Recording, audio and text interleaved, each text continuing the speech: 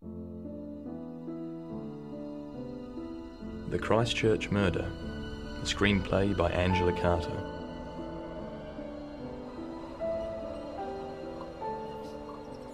A grey, blustery day in the lovely wilds of Victoria Park in the Kashmir Hills on the outskirts of the city of Christchurch, New Zealand. A tin sign for Kia-ora orange squash swings outside a little rustic-style tea room. The door stands ajar. Trees grow all around. To the left, a path leads uphill through the trees. In front of the tea room, a metalled road. The thwack of the axe, the birdsong, the forlorn look of the place, all produce an intense sense of disquiet.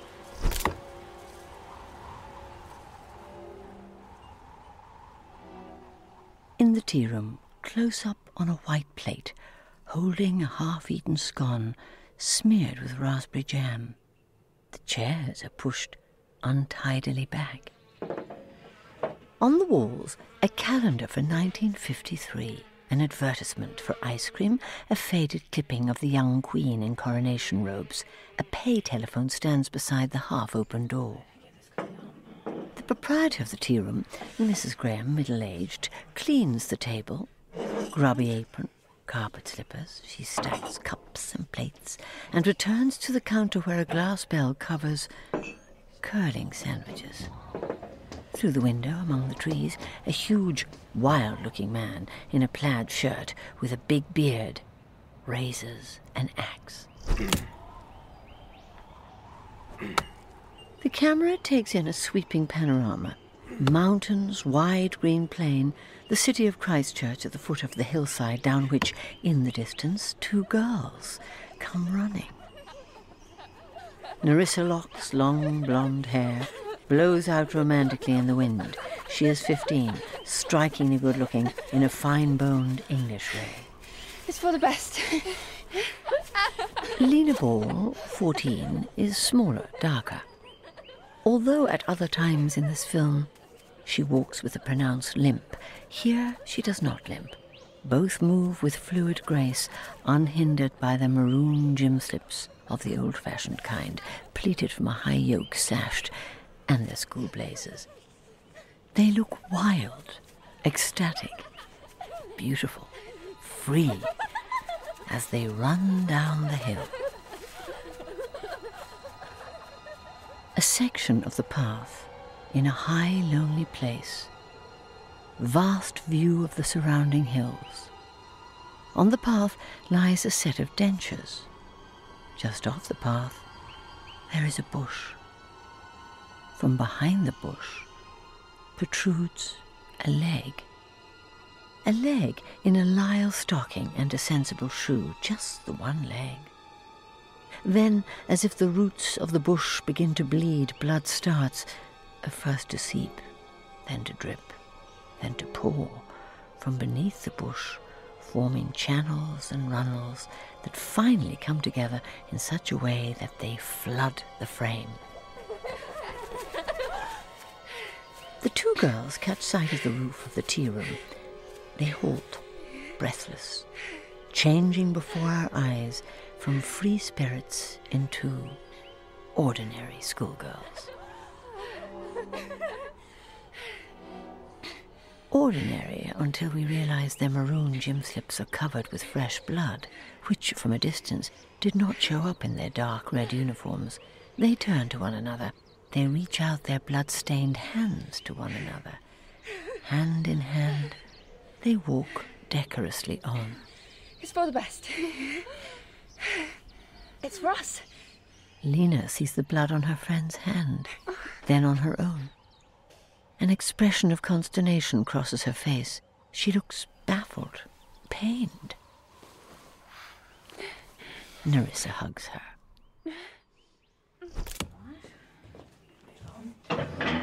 The tea room. Mrs. Graham, washing up completed, shuffles about tidying the chairs at the table. Mrs. Graham's point of view somewhat foreshortened so that they look huge. Nerissa and Lena stand in the doorway, drenched in blood. What is it? What's happened? It's my mother. She's had a fall. She hurt her head. Ollie! Come on in. Ollie! We couldn't make her get up. What? Mrs. Ball's had a bit of an accident. Just pop up the hill. She's cracked her head wide open.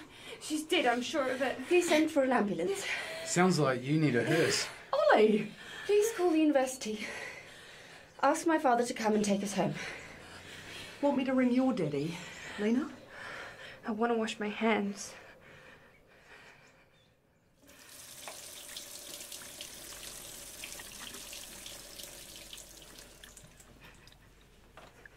Got a hanky? Here, I'll do it. Let me. There, see? All gone. As they wash, blood turns the water pink. Girls? Is my daddy coming? Not the professor. The professor, isn't it? Not the professor, the, other gentleman. Lena, shall I phone your dad now? Shock, you know. The ambulance and the police car have arrived at the same time. There is a mild panic. 2 uniformed ambulance men jump out of one, 2 detectives out of the other, as Ollie comes down the path at a stumbling run. Hey! What does she look like? Struth! There are 2 detectives in the tea room. One is talking to Ollie, the other sits with Mrs. Graham, eyeing the girl thoughtfully as she talks. Nerissa keeps a protective arm around Lena. Well, Mrs. Ball, you know, Ball the fishmonger. Anyway, Mrs. Ball's this one's mother. This is Lena Ball. Known her since she was so high. But the other one's the professor's daughter.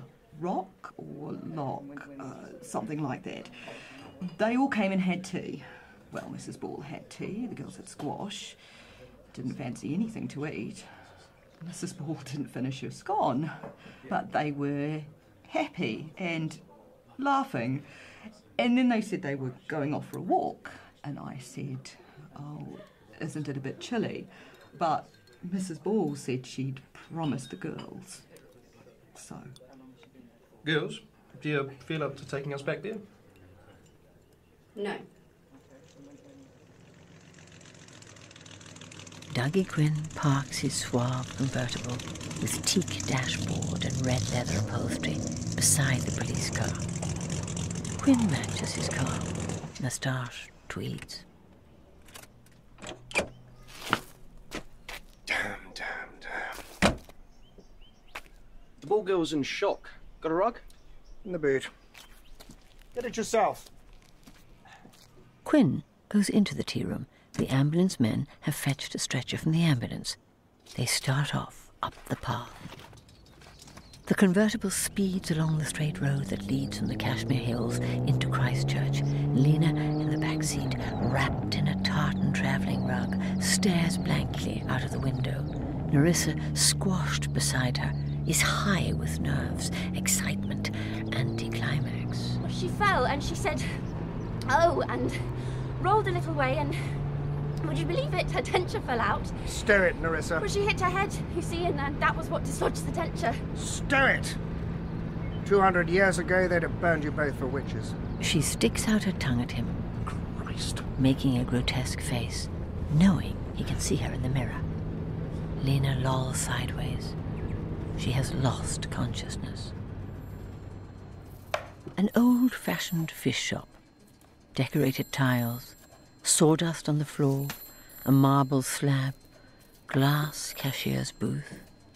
Len Ball, Lena's father, a big, soft, unassuming man in white apron and straw boater, fillets a large fish.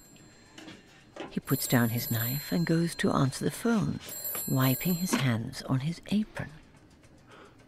What? What's that?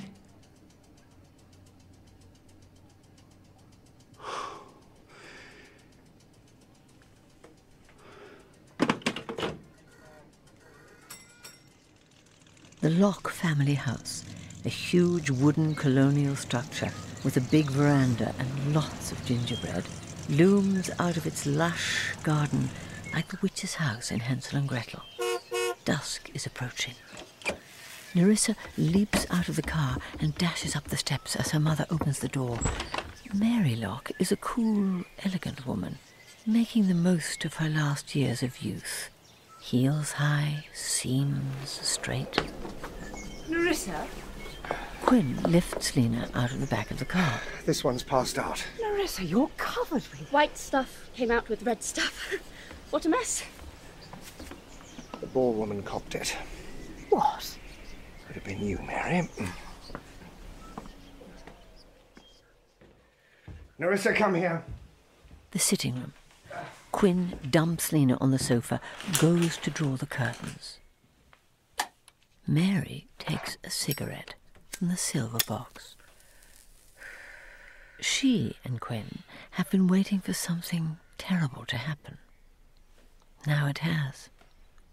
She is almost relieved. Yes? Strip off. What? Do as he says. Mary starts to strip Lena. Quinn gathers the clothes into the rug. Wait. My socks. In her vest and knickers, she looks very young. Bed. Scoot.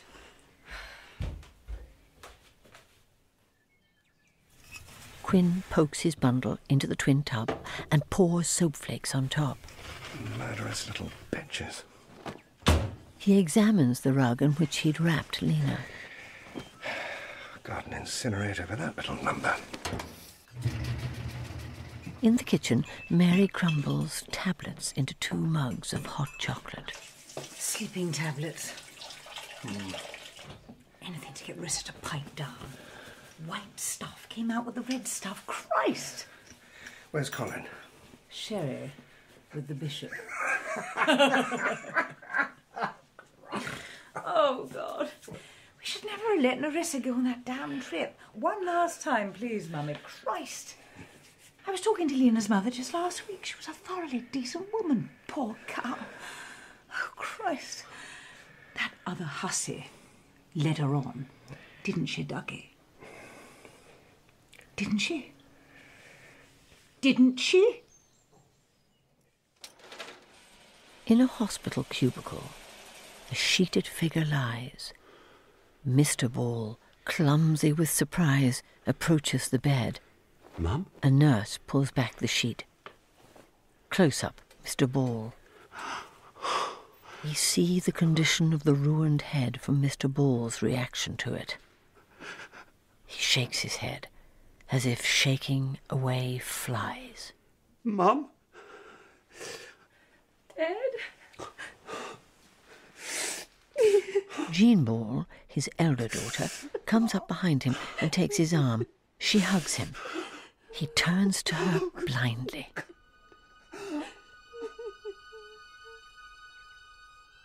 Nerissa's room is lush.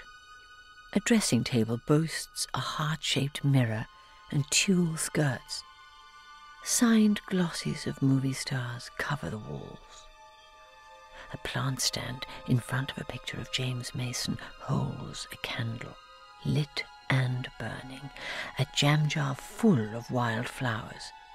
There is a big travel poster for Los Angeles, a constellation of pictures of Orson Welles as Harry Lime in The Third Man, cut out of newspapers and magazines, is pinned round the head of an oversized bed. In spite of the pretty things, the general feeling in the room isn't quite right. As if the idea of a young girl's room taken to parodic excess. Nothing can part us now.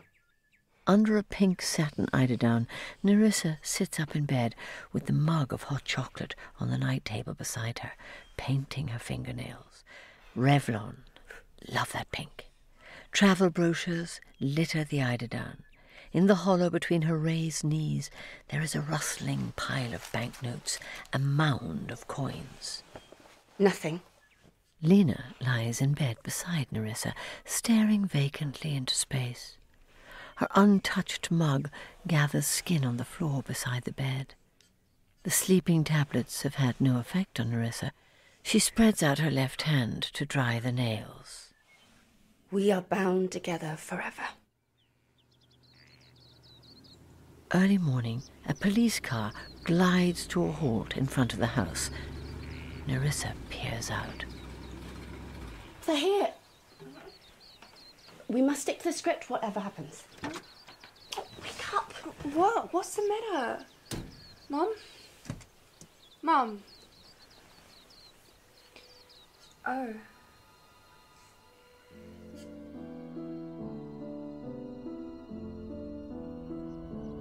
A fine spring morning, 5 months earlier. Oh. Lena? You don't want to be late first day back. Lena and Jean's bedroom. Jean's bed is already empty. I was dreaming. Huh? I was dreaming I could dance. Jean Ball, 18, crisp and neat, is on her way to work. Bye, Mum. Bye, love. Lena follows her slowly, in blazer and hat, bumping the bike down to the road. Her limp is very pronounced. Mrs. Ball comes out onto the porch and waves with a faint, sad smile. Bye then.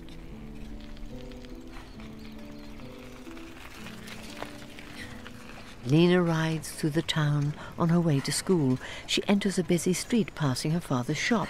The door is wide open. Just before she reaches it, her father, no more than a vague figure in white, opens the door and empties a pail of ice and water into the street. Water flies through the air, separating out into shining drops, crystals of ice, and a hail of tiny silver fish. Lena rides through a puddle, crunching ice and dying fish beneath her wheels.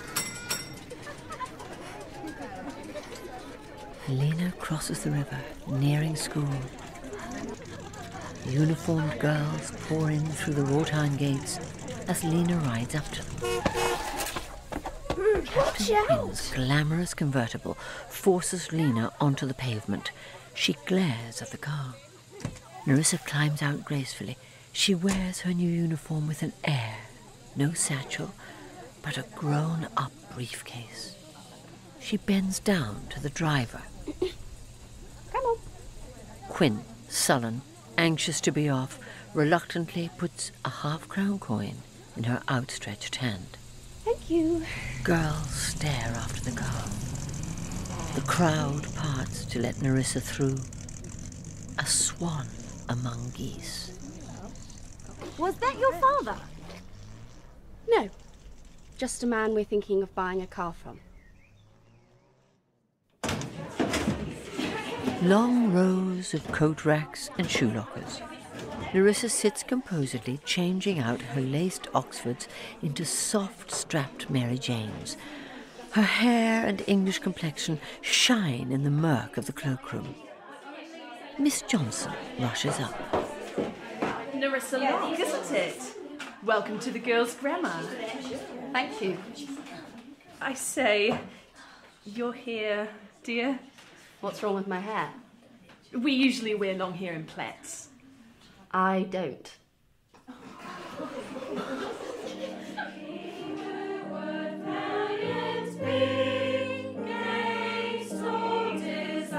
The girls stand in rows. Through one of the high windows, a shaft of light falls on Nerissa's hair. Lena stands behind her, watching the play of light. Lena reaches out and touches Nerissa's hair. Nerissa jumps, as though a charge of electricity has passed from Lena to her. She turns. Their eyes meet.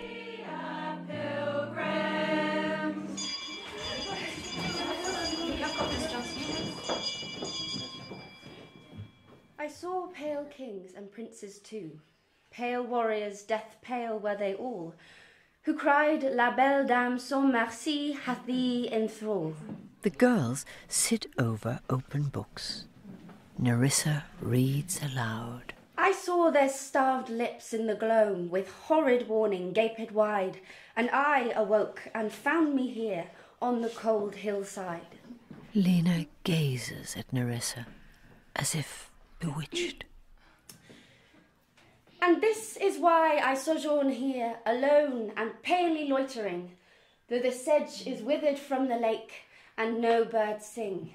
Nerissa catches Lena's eye, a gaze of burning intensity, fumbles for her chair and sits down suddenly. That was lovely, Nerissa. And so it should be. Girls, Nerissa's father is the new professor of English literature at the university. She has poetry as her heritage. And she has arrived here from England only just this last month, so it's up to us to make her feel at home.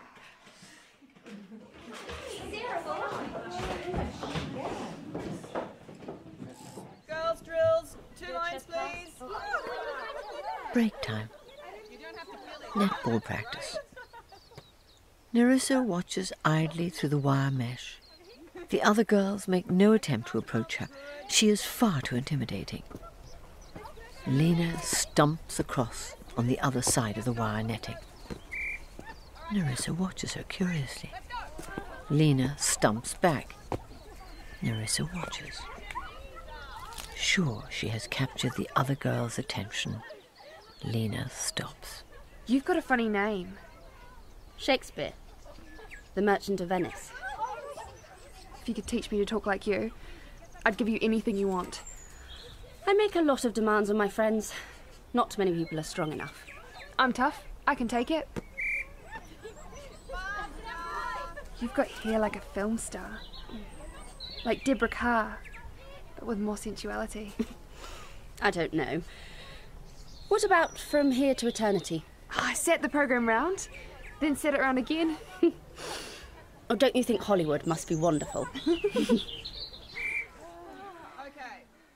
Lena and Jean's bedroom. Night. Jean, in a rayon slip, sits at the modest dressing table, putting her hair in curlers, vague and dreamy. Lena, in her flannelette pyjamas, sits up in the bed. There's a new girl at school. She's got naturally curly long blonde hair. Not like yours. Lucky little thing. Her father's a professor at the university. She's got a lovely voice. She's going to give me elocution lessons. Jean is too kind to laugh, but she raises her eyebrows. Under the stars of the southern hemisphere, the Lock's new home blazes with light, streaming from uncurtained windows. In his study, Colin Locke is unpacking and arranging his library. Colin Locke, tall, thin, balding, has come to Christchurch solely as a career move. Quinn pokes his head round the door. Care to join us for a nightcap, old chap? Then I'll go and take care of Mary, shall I? Yeah, you do that small thing.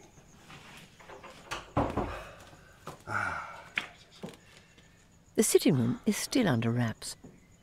Mary Locke is hanging one of her redoute rose prints. She wears a high-necked cardigan back to front. Quinn creeps up behind her and plucks at her buttons.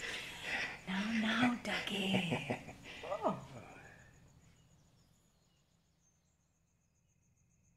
Nerissa's room is also not yet unpacked, but she is taking time off to indulge in her favourite pastime, dressing up.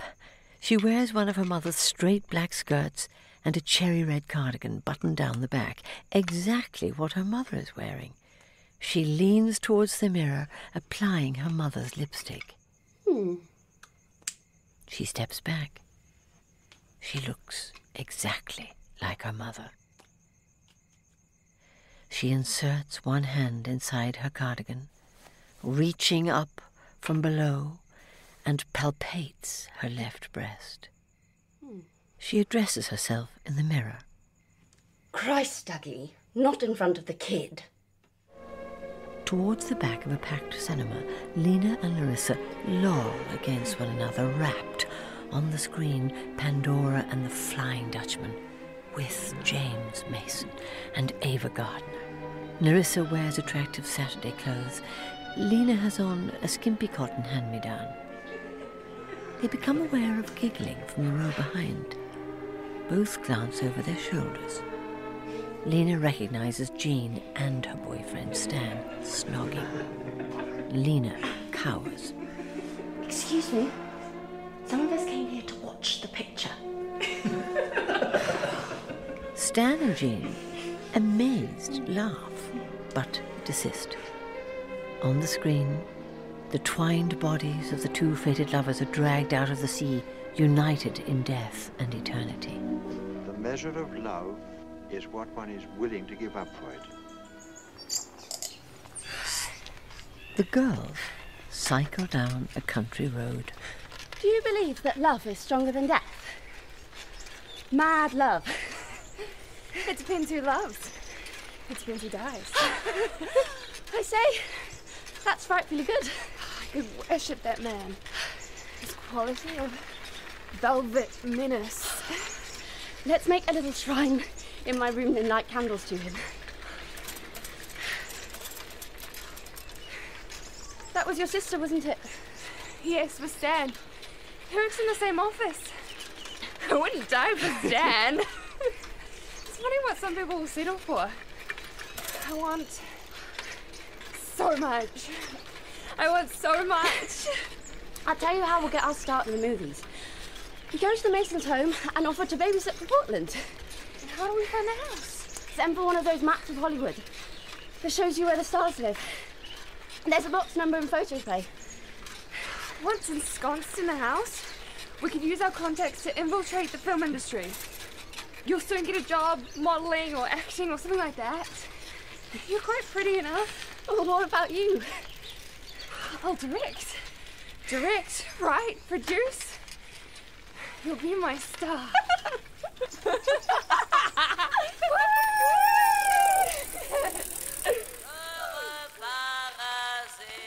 The sitting room. Mary sits in the dark. She has slipped into a silk kimono. She paces, smoking. Dougie? Is that you? What are you doing, sitting in the dark? Why shouldn't I? If I want to. Can I bring my friend home next Saturday? Friend? What friend? You don't make friends. You're famous for it. Every time they kick you out of another school, they always make the point, she finds it difficult to find friends who meet our high standards. Lena Ball. Lena Ball? Her father runs that fish shop. What fish shop? Where you got the crayfish. What, that big fat man? Is his daughter at the girls' grammar? She's nice.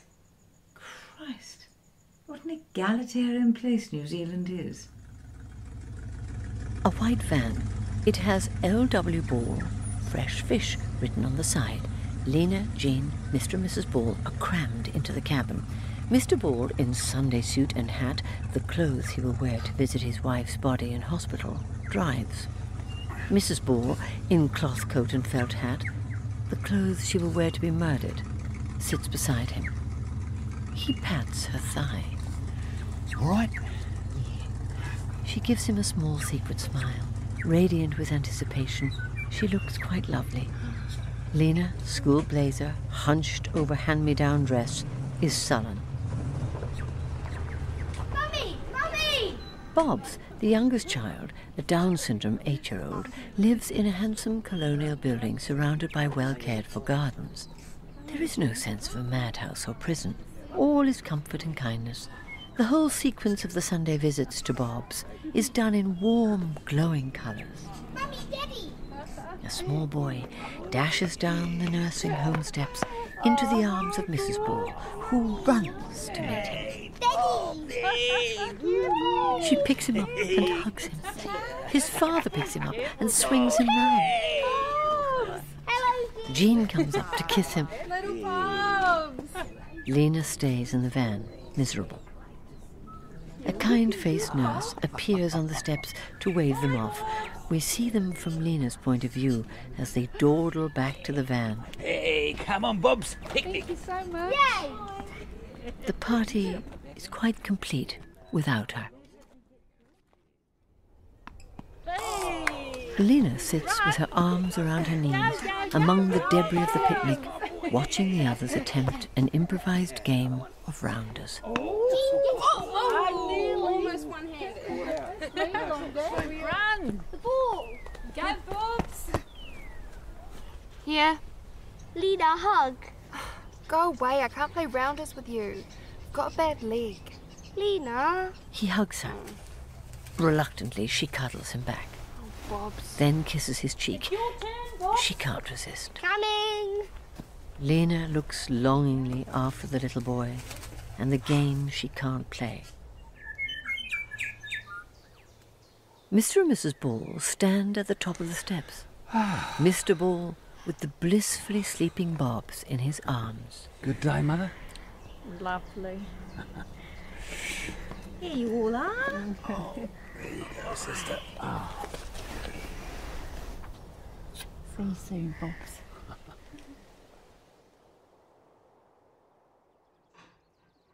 The Balls' living room. A table, chairs, a sideboard.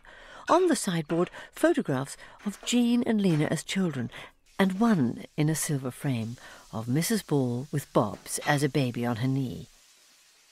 There is no wedding photograph. Lena, get out the cups. Lena goes to the sideboard, gets out a stack of cups and saucers. She takes them to the table. Then, deliberately, she picks up a teacup. Stop that! Lena picks up another cup. Put that down and sweep up. As if doing her mother a great favour, Lena puts the cup down again. She turns back to the sideboard and picks up the photograph of Mrs. Ball and Bobs. Lena. She gives her mother a bright, artificial smile. She raises the photograph above her head as if she were about to smash that too. Lena! Jean comes in from the passage at a run. Calm down, Lena. She treats Lena warily, as one would a wild animal. Be a good girl. She catches Lena off guard, snatches away the photograph. Hey! That's it.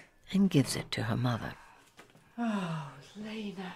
Lena covers her face with her hands and runs from the room. Mr. and Mrs. Ball's bedroom. Mr. and Mrs. Ball lie in the light from a street lamp that seeps in through the drawn blind. Mother? Mr. Ball, in striped pyjamas, tries to take her into his arms. No. She pushes him away, sadly. It makes my heart turn over. She's not a happy girl. I wish I could make her happy.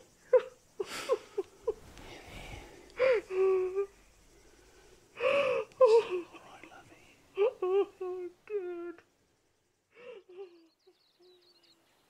Okay, girls, ready? Girls in maroon knickers play netball, supervised by Miss Ferguson. Lena and Nerissa lounge by the wire netting of the fence, fully dressed. I'm glad you told me about him, Lena. You mustn't be ashamed. He's the dark secret of the Ball family.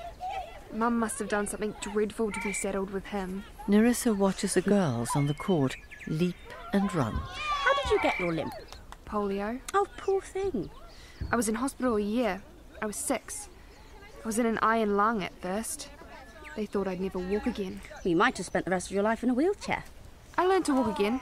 It was a struggle. At least it gets me off all of that. I mixed-use games because of TB. What Kate died of? I got better, but then I still might die of it. I have to have a checkup every 6 months. I'm always scared my lungs will flare up and I'll have to go back to a sanatorium again. My family never came. I lay and watched a patch of sunlight. A little patch. It moved along the wall. I was all alone. For a year. They sent me to Switzerland. I was the youngest person in the sanatorium. I was 10. Switzerland was much too far away for them to come and visit, so they never came. We've got rotten parents. They don't deserve lovely, clever daughters like us. I make them pay. I say, strangers on a train at the Roxy this week.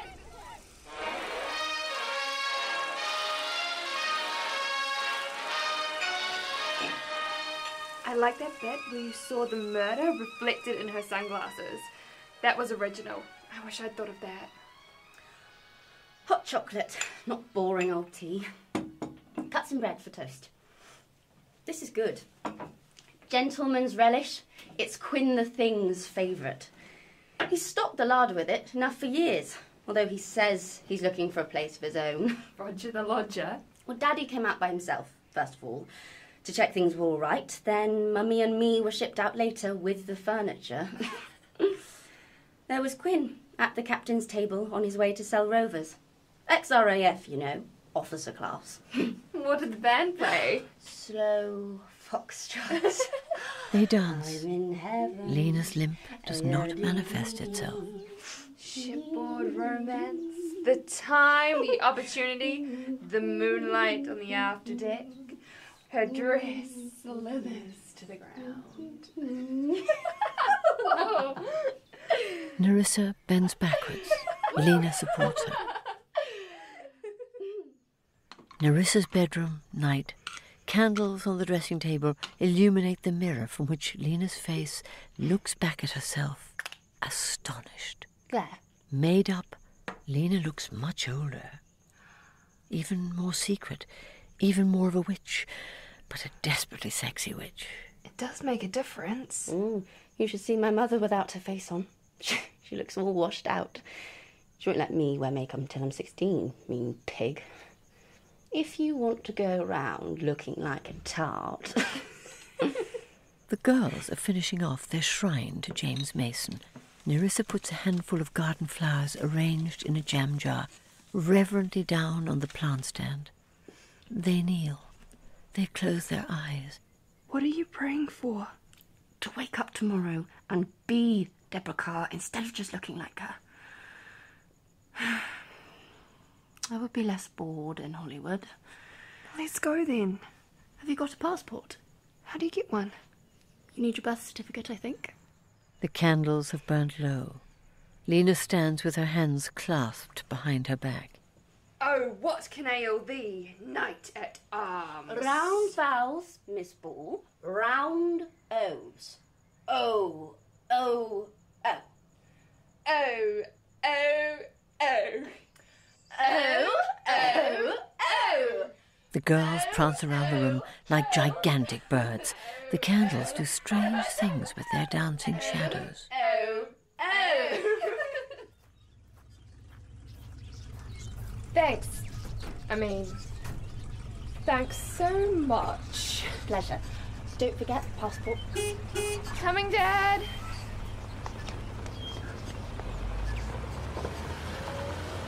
You got your own tea? Where'd the parents gone? They bought a little summer place out at Port Levy.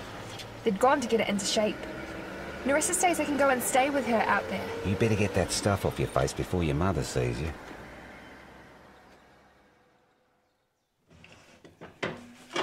Lena crouches in front of her parents' chest of drawers, rapidly going through its contents.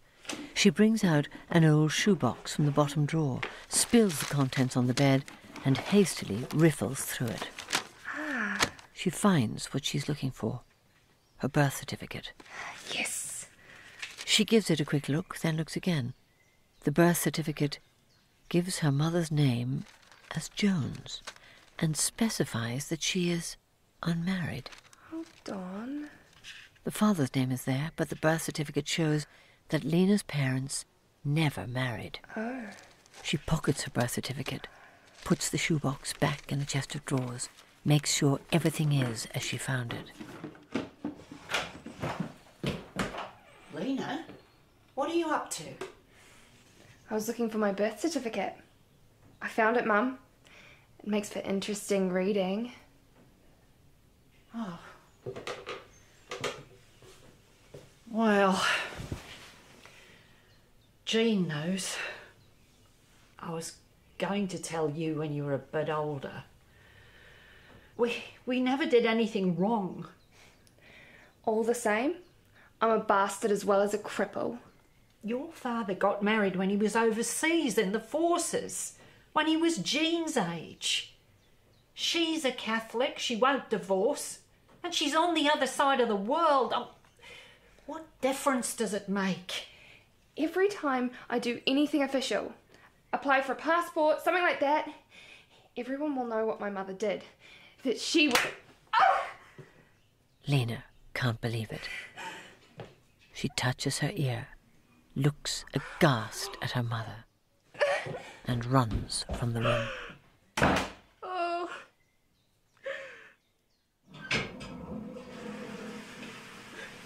Terribly upset, Mrs. Ball leans on the kitchen table, trying to recover herself. Mum? What? I'm bleeding. You made me bleed when you hit me. It's all your fault.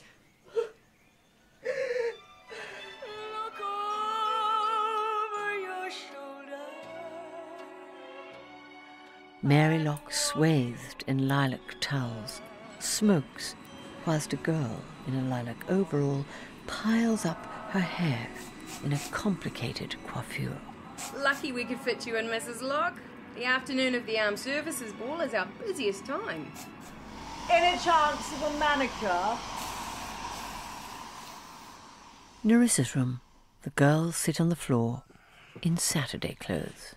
Didn't she ever tell you? I've had mine for ages. Now you can have babies. There's this rubber thing. If you don't want to have babies, you put it up inside you. How horrible. Mummy's got one. Mary Locke's bedroom. Day. Crystal bottles on the dressing table. A sense of class. Oh, look at that. The open wardrobe reveals a classic early 50s ball dress in ivory satin and chiffon on a hanger. Lovely. High-heeled silver sandals stand ready, flimsy stockings and suspender belt. She loves to dance. When she's going to a party, she comes in to say goodnight in her party frock. The skirts go swish. She smells lovely. She bends down to kiss me. Her earrings brush my cheek. My mother never goes out in the evenings at all. She keeps herself to herself. Lena opens the top drawer of the dressing table and tosses a foamy pile of lingerie into the air. You never catch her in tarts, knickers. Even if she has dropped 3 bastards. From underneath the lingerie, Nerissa extracts a plastic case. Nobody told Miss Jones about this little contraption. She opens the case and picks out her mother's diaphragm. However do you get it all inside you? I don't know. Let's dress up. They ransack the drawers and wardrobe with increasing excitement, riffling through blouses, suspender belts, bras, hats. Look at this. Nerissa chooses a taffeta skirt with an off-the-shoulder blouse pulled well down. Oh, yes. Mesh stockings, high-heeled sandals. Lena puts on a tight black polo neck sweater and the straight black skirt we have seen Mary wearing. Lena looks at herself doubtfully in the mirror. Come here. She wields a big pair of scissors. What? No! She snips the right seam as far as the thigh. Nerissa, won't your mother be angry? She wouldn't dare. Black beret. Ah, here. Lena tries on the beret at an existential angle. Ooh la la! She really does look like the conventional image of a tart.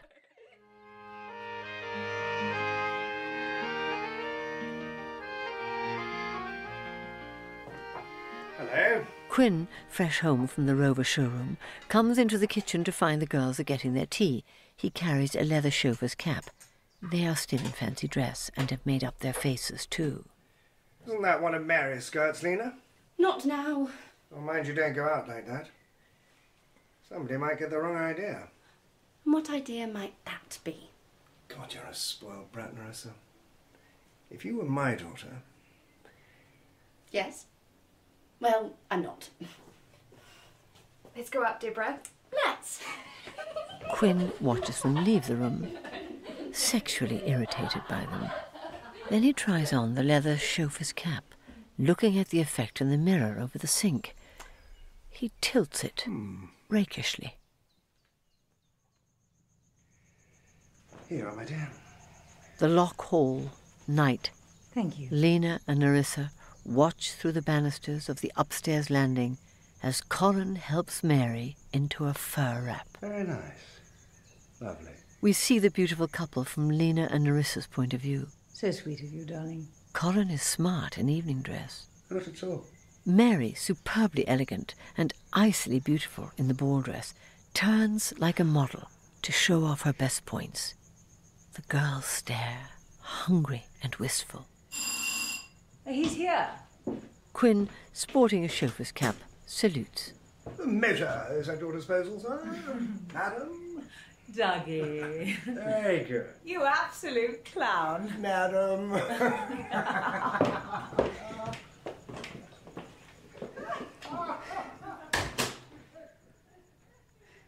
She never did. Never did what? Never came to kiss me goodnight. No rustling taffeta. No jolie madame. I was making it all up.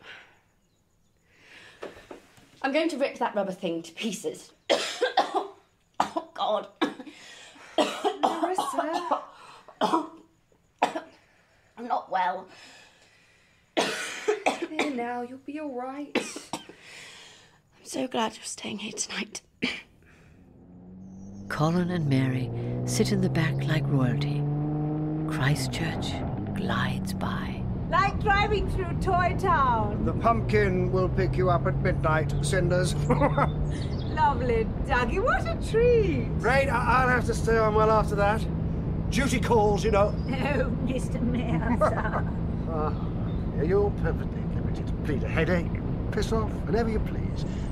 Just don't make a scene, that's all. The lock, upper landing. Night. Lena, in pyjamas, comes out of the bathroom. She hugs the wall as she sees pale shapes through the glass panels of the front door. How would you like dancing with the Lord Mayor of Christchurch without any knickers on? Oh, Dougie. Oh. Lena, expressionless, pads away. Lena returns with Nerissa in her dressing gown. Nerissa looks pale. They watch through the banisters, intent as Quinn and Mary have sex against the wall downstairs.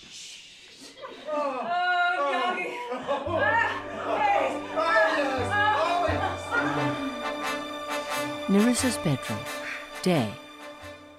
Nerissa looks ill, fretful, not smart, almost plain. She wears a Sunday tweed skirt, a clean blouse. Lena touches Nerissa's luggage labels lovingly. What a shame I can't get a passport yet. Stupid bureaucracy. Or I could have whisked you off and out of their clutches somewhere warm and nursed you back to health. Nerissa, the car's here.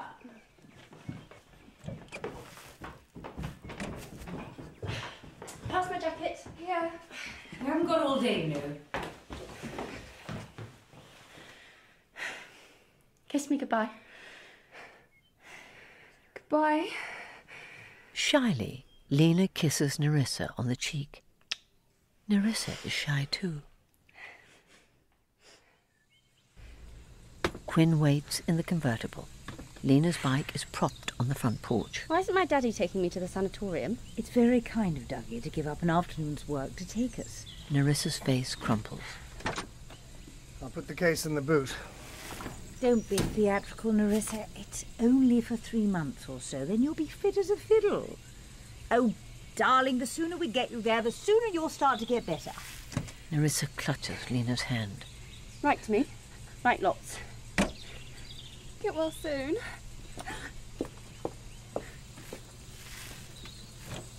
All aboard?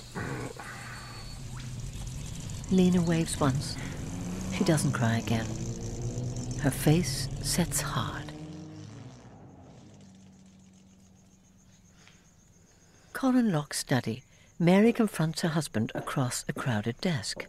I'll send her grapes and face cream and buns and chockies and all the damn copies of photoplay her film-besotted little brain could absorb, but I positively and absolutely refuse to go and visit her. Not after what she's done. She holds the plastic case that contains her diaphragm. The rubber has been ripped to pieces. Well, why don't you go? Why should I go? She isn't my daughter. That's not true. Don't let's argue again. The point is, we'll never know. Nothing ever went right because of her. At least protect my career. You owe me that. My cash greased the wheels of your bloody career. Guilt is a wonderful thing. Oh. I am sorry it didn't work out here. Should never have come. It wasn't working in Aberystwyth either, Mary. No doubt the Nerissa problem will resolve itself in time. Well, thank God she found a little film fan to be friends with. I say, perhaps Lena and her mum might find it in their hearts to visit her. That's a thought. Interior. The sanatorium. Everything white. Nerissa lies in a white bed. Mrs. Ball, in her Sunday clothes, sits by the bed, Lena beside her. Mrs. Ball presents Nerissa with a bulky newspaper package. And this is for you, dear. Thank you. It's a glass jar of whitebait. Oh, it's just what I always...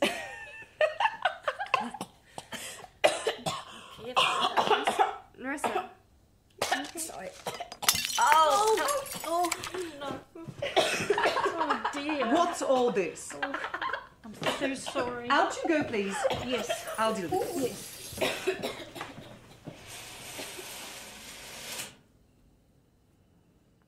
Outside the ward door, Mrs. Ball stands with Lena. If you don't let me stay with her, I'll scream and scream and scream. Lena. The nurse comes out, carrying a tin basin containing fragments of glass and fish. Well meant, I'm sure. Can I? Well, she's over it now, so you can go in if you like. If you don't let me stay, I'll tell them all you're nothing but Dad's prostitute. Oh, Lena. Get it all out. All right. Lena has pushed her chair as close to Nerissa's bed as possible. Glasses of milk stand disregarded beside them. Lena is removing a pile of foreign mail from the locker. Auckland to San Francisco. She shakes out an array of steamship brochures. Wellington to Los Angeles. How should we raise the fares? On our backs. The bid and the beautiful. You're on your back in here, but you can't do it. Oh, you must, until I get better. How? Just go out and do it. You've got the perfect clothes. Well, what about my leg? And nobody will notice in the dark. Our mothers do it with men they're not married to, both of them. We're just following an old family tradition. Nurse, passing, looks in and smiles benignly. Cheering up. That's a good girl. You can always pretend it's James Mason. Oh, yes. Oh, do it and write me a long account. It's a terrific experience for a writer. I dare you. Outside the barracks, The cathedral by the square, corner lamp, night. Lena, transformed, weaves her way among the movie posters in the deserted square in the costume she and Nerissa invented in Mary's bedroom. Beret, black sweater, tight slit skirt. Her limp has modified to a sexy hobble. She does not look grotesque, but genuinely vicious, feral, desperate. She's not nervous. She slips in and out of the shadows as if at home in them. Quinn's convertible enters the square. She spots it at once. Quinn drives slowly, not quite curb-crawling. After a moment, Lena steps boldly forward, flaunting her outrageous get-up. Quinn sees her. They exchange a long look. She smiles and licks her lips, a gesture she has obviously copied from the movies. Quinn puts his foot down. Riverbank, night, icy moonlight. A man in work clothes has pushed Lena under the willows.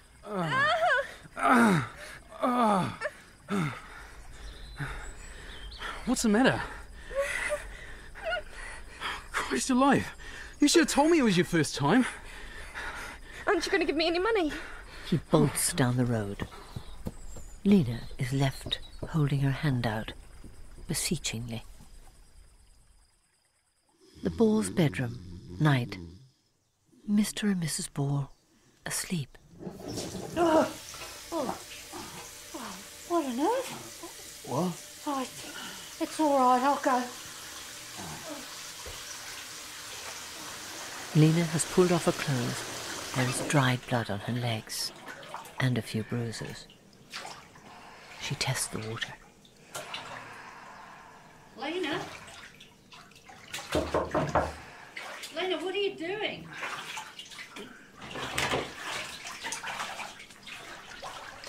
Lena scrubs herself obsessively. Lena!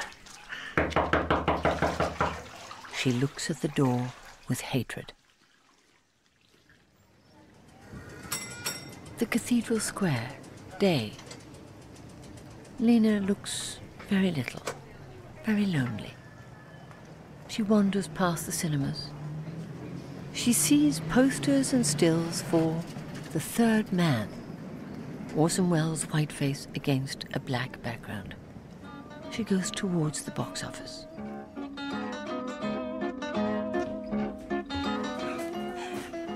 I've fallen in love. Ooh. The sanatorium. Nerissa sits up in bed. Lena sits beside her. It won't affect business, will it? Better than James Mason, Deborah. A man called Harry Lime. A doctor sticks his head round the door. So, Consults his clipboard. Nerissa, feeling better? Good girl. Outside the lockhouse, Quinn's convertible. The two girls sit in the back, pleased, almost overcome. Careful bottles.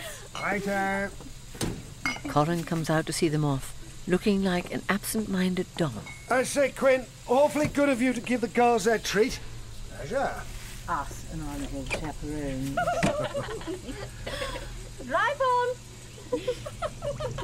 Have a lovely time. The convertible swoops down a beautiful road beside the sea, roof down. Mary wears a headscarf and dark glasses. Nerissa has dark glasses too. Mary and Quinn sit on the porch of the Loch's seaside cottage. They sip gin and tonic. Bottles lie on a table between them. The house, a simple creeper-covered wooden building with a tin roof, close by the rocky shore. It is a ravishingly beautiful bay with only one or two cottages. Thank you, darling. Quinn gestures at the view. Next stop, South Pole. Bizarre. End of the world. I can't tell you how alien all this seems. Even the ocean isn't interested in us.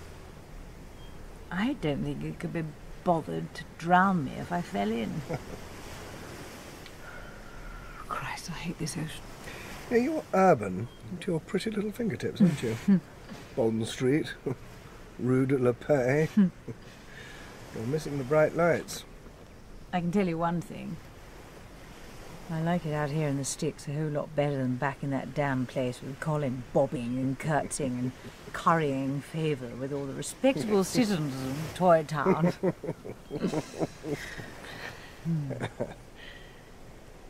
Mary, my firm wants me to transfer. South Africa. Joburg. Joburg? Imagine Paris minus the frogs. Soaked in sunshine. Wonderful nightclubs, wonderful bands. Cheap staff, plenty of it. We'll never have to wash your own stockings again. Oh, Dougie. She turns to him as if a miracle had occurred. Oh! As she does so, she knocks over her gin and tonic. Lena and Nerissa linger in the little country graveyard, in the lee of a tiny wooden church, looking at the stones. Here's a girl who killed her mother. What? Where? Lena motions to a stone with her foot. Childbirth, see? Is that all? I thought you meant with an axe. Such as we might have to try one day if they get too much on top of us. They wander out of the graveyard and go down the unpaved, rutted lane towards the sea. I wish there was nobody alive in the whole world but us. Happy? Oh, yes. The waves, very clear, very pure, wash in on the pebbles. Malibu Beach must be just like this. Can you swim? I learned in Bermuda. Let's swim out to sea. Let's swim to that yacht. Lena, it's the Dutchman's yacht. No, it's Harry Lyne's yacht. Wait till you meet him. Let's swim out to the yacht. Let's swim from here to eternity. Deep breath. No costume. No spectators. She pulls her dress over her head, tosses it back on the beach. Nerissa follows suit. They duck, dip, swim. They are riotously happy. Deliriously so.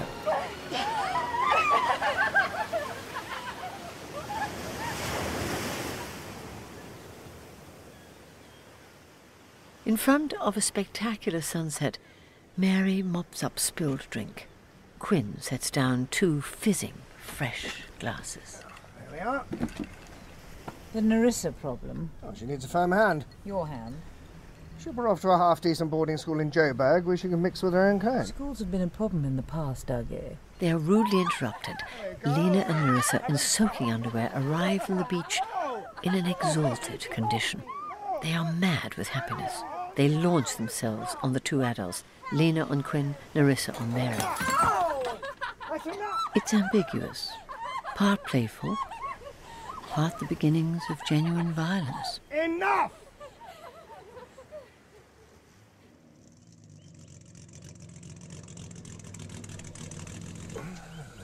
The convertible comes to a halt outside the ball house. Quinn leans across and opens Mary's door. Thank you. Tell Mrs. Ball to give her daughter a good thrashing with a wet fish. Oh, ha, very ha. Cinema, day. Lena and Nerissa in school uniform lean against one another in the cavernous depths of the almost deserted weekday afternoon cinema. On the big screen, the scene in The Third Man, on top of the big wheel in the Prater Gardens, Orson Welles and Joseph Cotton looking down at the crowds below. Down there.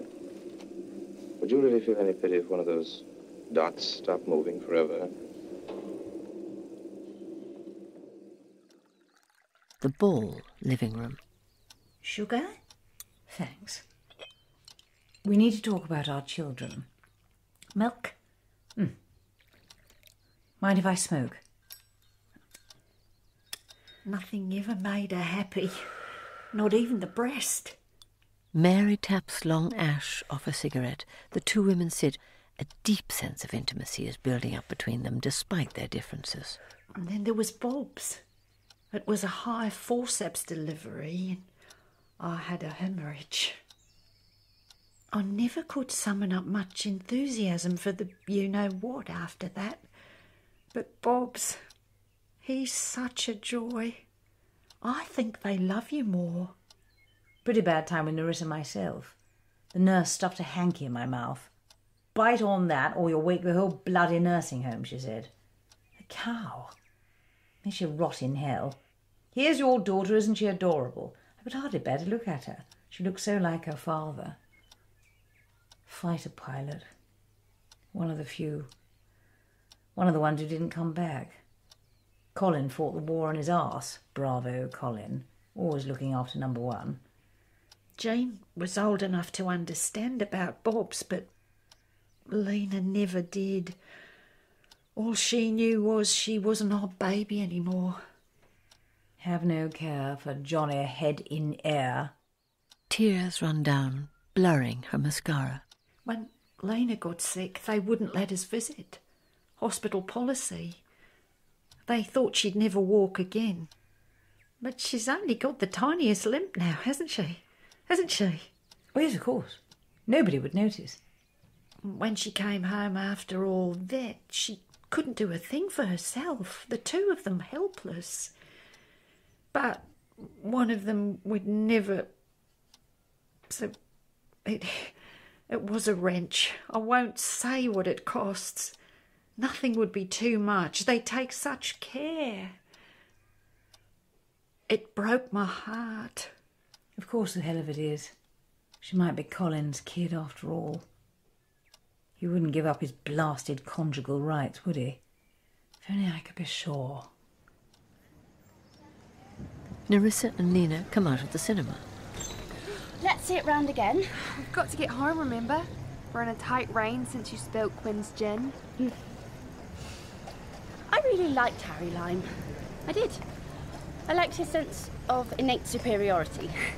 He makes sense. How's the running away fund? Static. Let's get back to work in earnest. I'll get to grips with Quinn. You... Lena puts her finger to her lips with a mysterious smile.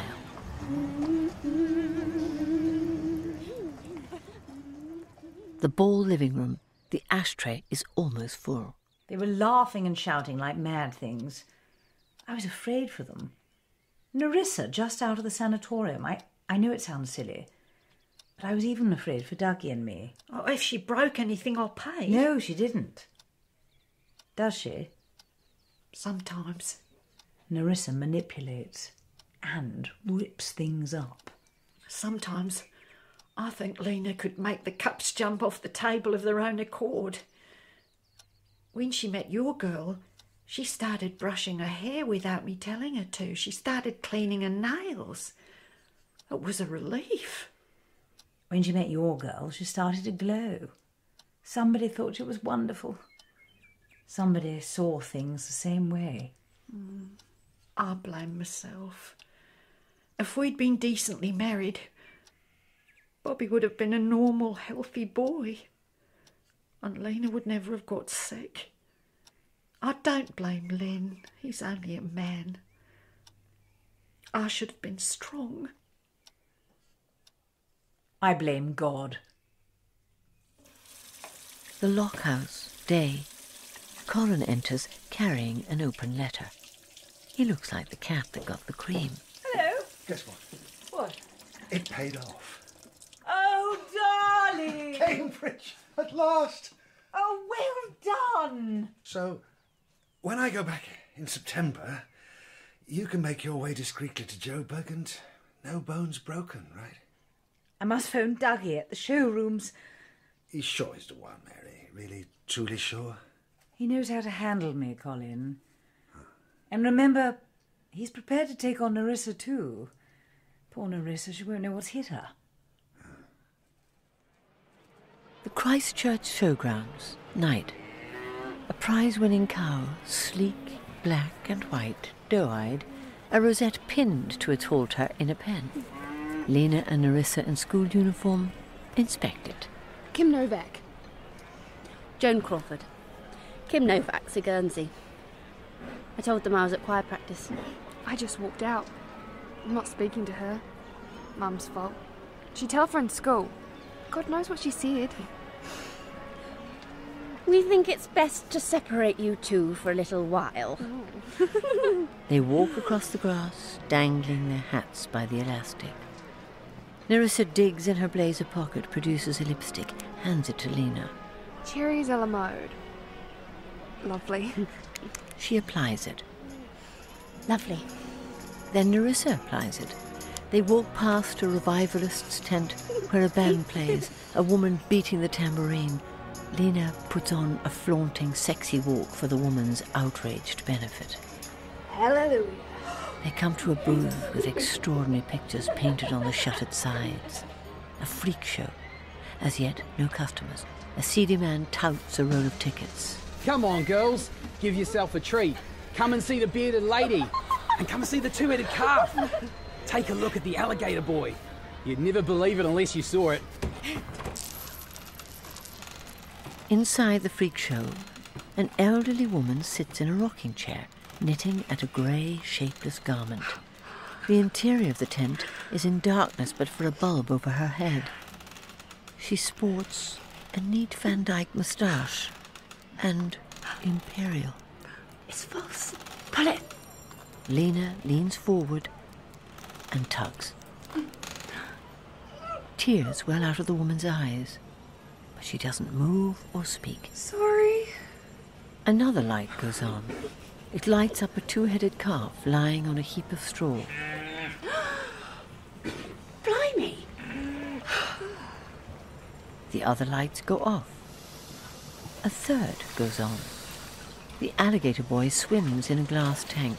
He raises an arm to show them the scales. Touch me. Touch me. Put your hand in and touch me. He rolls over onto his back. Touch me here. Go on. I dare you. Go on.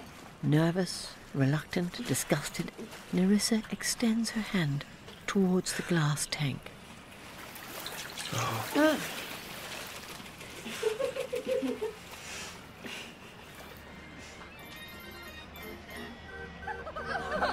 Oh my god! Oh, I'm glad we saw them though. Because that's what we are. Freaks. Not like other people. Freaks. But they were ugly. You can be a beautiful freak. We are. We're beautiful freaks. The Lock House. Night. Nerissa tiptoes towards her mother's bedroom, carrying the lipstick she has borrowed.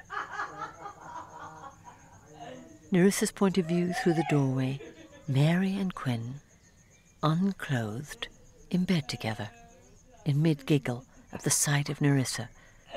Each holds an empty glass. Oh. Hello.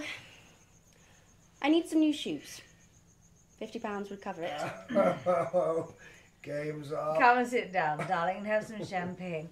Dougie is going to be your stepfather. What? We're getting out of this damn backwater pretty sharpish. We'll find a boarding school with locked wards to cope with you, young lady. You'll come to us in the holidays. We'll have a big house with servants and a swimming pool, wonderful sunshine. You'll like it, I promise. You might even condescend to smile from time to time. You're not taking me to California, are you? Whatever made you think of California? We're off to South Africa. Much nicer. But Lena and I are going to Hollywood. We've been saving up for ages. Hollywood? Nerissa rushes to the dressing table, seizes a lipstick. No, you can't stop me. She makes huge slashing marks, crisscross on the mirror. We'll let nothing stand in our way. She cancels out the image in the mirror with violent, bloody strokes. Mary and Quinn in bed, thunderstruck. Nothing. Do you hear? Nothing.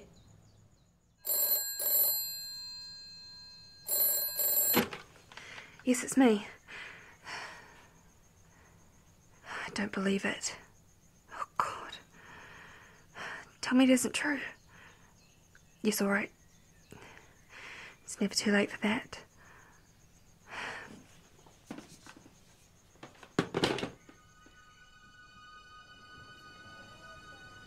Night. The cathedral square is deserted. Iron grills on the cinema entrances. Lena, in blackberry and split skirt, looks round the square. Heavily made up, she looks feral and a little mad. Nothing doing in the square. She cuts down an alley. A figure emerges from the shadows, following. She slows down, deliberately. Down by the river, Lena ducks under a weeping willow and turns to face her pursuer. His face is hidden by shadows. He is much bigger than she is. Ceremoniously, he opens his shirt.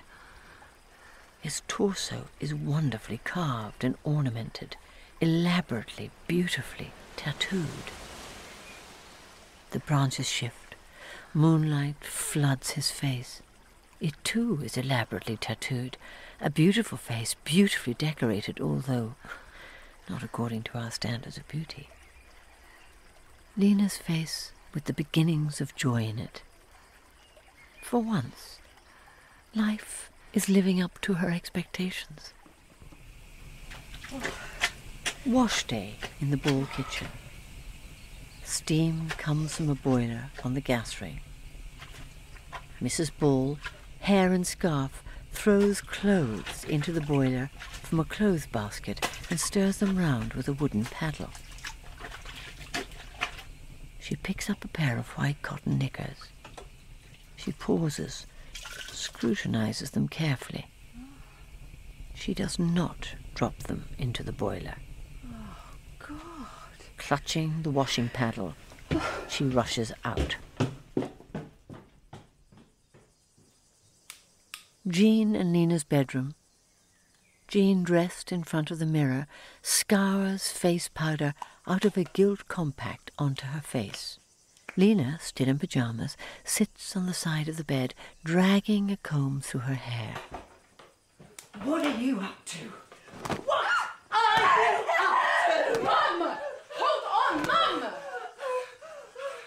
I'll kill you for that. Sneaking out at night! I'll leave home. I'm going to Hollywood. Lena. News to me.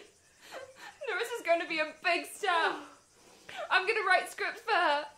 Write, produce, direct. I'm going to Hollywood with Narissa. She cares about me more than any of you do. She dives under the covers. Mrs. Ball steps forward. Jean gives her a warning look. Mum. I'm sorry I hit you, Lena. I only hit you because I was upset. I don't want you to get into trouble, Lena. One good thing, she won't get into that kind of trouble with Narissa Locke. Oh, Jean. The Ball kitchen. Mrs. Ball throws the offending garment into the boiler. Lena, ready for school, comes into the kitchen, red-eyed. Better get some breakfast. Mum, I've got £30 saved up. Oh?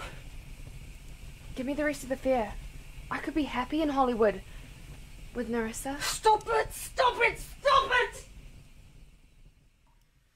School toilets. Row of cubicles. Row of sinks. Deserted. Lena comes in. Looks around. A cubicle door opens. Narissa comes out. Oh, Lena! Oh. It's Mum's fault they won't let us sit together. She telephoned the school. She hates me. She beat me with the washing paddle. She won't give me a penny, and it's urgent now. We've got to run away before they whisk you off to South Africa. They want to send me to a convent to get rid of me. They can get rid of me by giving us the fares. My mother, she's the real problem. She'd lock me up before she'd let me go. She's standing in the way of our happiness. Their eyes meet. They exchange the same transfigured look that they did when they first saw one another in the school chapel. It has to look like an accident. There's a place we take Bobs for picnics. It's the perfect place for an accident. It's way up in the hills. So high up that people look like ants. Think of it this way. That we've got to write the script for the perfect murder. And then we've got to stick to it. And then we'll be free. The Ball backyard, day. Mrs. Ball is taking dry washing from the line and stowing it in a basket. Lena, in school blazer, approaches her mother from behind and kisses her under the ear. Oh! Sorry, Mum. I should hope so. I was just upset about Nerissa going to South Africa. I shall miss her, but after all, it isn't the end of the world. And what's all this silly talk about Hollywood? Just a girl's dream.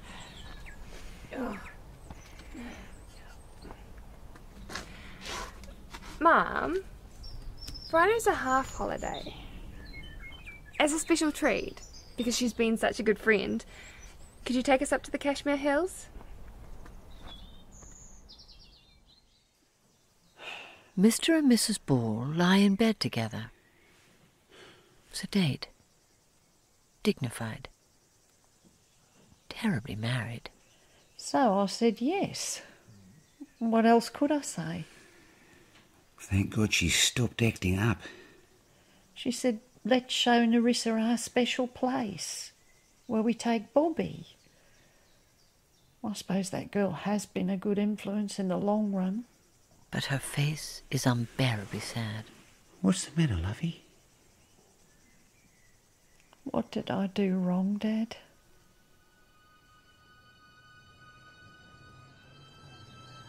In Sunday clothes, sensible shoes, Mrs. Ball walks through the square past the cinemas. Lena, in school clothes, minus hat, holds her arm. Quinn comes to the door of the Rover showroom and follows them thoughtfully with his eyes until he sees Nerissa, also in school uniform, running forward excitedly to greet them. A tram arrives, blocking his view. Quinn, looking thoughtful and troubled, turns away from the door. The tram stops. Thank you. The girls stand back courteously to allow Mrs. Ball to climb into the tram. Thank you, driver.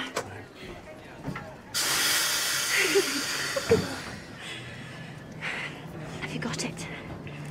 Yes. Lena pats her bulging pocket. Come on, girls. The tram crosses the railway tracks, leaving the city. The girls sit together, Mrs. Ball in the seat in front of them, her back to them. Look. Nerissa leans over towards Lena, and Lena opens her pocket to show Nerissa the murder weapon, as slyly as if it were a dirty picture. Outside, the tea room in the park. The girls come out of the tea room, followed by Mrs. Ball. Thanks for the tea. Ollie passes with his axe on his shoulder. The sight of him sends them into fits. They are in a state of great, barely suppressed excitement. It is cold and grey. Mrs. Ball shivers as she inspects the afternoon, pulls her coat tight. Both girls dance ahead up the path as if released from a spell. Mrs. Ball follows more slowly, walking as if her feet hurt in spite of her sensible shoes. A heavy, middle-aged, sad-faced woman walking towards her own death. She has a great deal of dignity as she grits her teeth and follows the mad girls.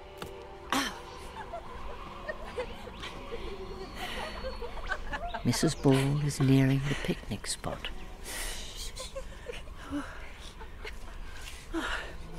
The girls have disappeared. They are hiding in the bushes. Mrs. Ball walks sturdily into the distance. In the distance, we see her fall. She falls as if it were inevitable she should fall. She falls heavily on her face. The girls have tripped her up. No! The girls have leapt out from behind the bushes where they have hidden themselves. They kick her into the bushes that will conceal her body. Her face is badly grazed. Her hat has fallen off. She raises herself up on her arms, looks round, dazed. Lena brings the murder weapon out of her pocket. It is a brick wrapped in one of her mother's own lisle stockings. Lena! I can't stop now. Close up on Mrs. Ball's face. Stoical, accepting, resigned, even forgiving.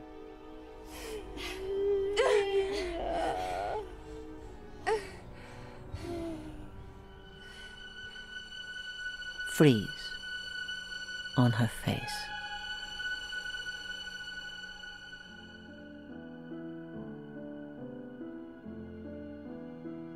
In the Christchurch murder, Angela Carter was played by Fiona Shaw, Lena Ball by Erin Wallace, and Nerissa Locke by Dolores Carbonari. Mary Locke was Nancy Carroll, Colin Locke, James Wilby, Dougie Quinn, Adrian Lucas, Mrs. Ball, Julia Deacon, Mr. Ball, Gerard McDermott, Jean Ball, Akushla Tara Kupe, and Bob's Ball, Thomas Meeson. Mrs. Graham, Kirsty Gilmore, Detective, Eddie Mann, Ollie, Rex Dewis, Nurse, Diane Weller, Miss Johnson, Sarah Lynham, Grammar School Girls, Neve Blackman, Julie Gilby, and Lucy Mangan. The Christchurch Murder, a screenplay by Angela Carter, was adapted for radio by Robin Brooks. It was produced and directed by Fiona McAlpine and was an Allegra production for BBC Radio 4.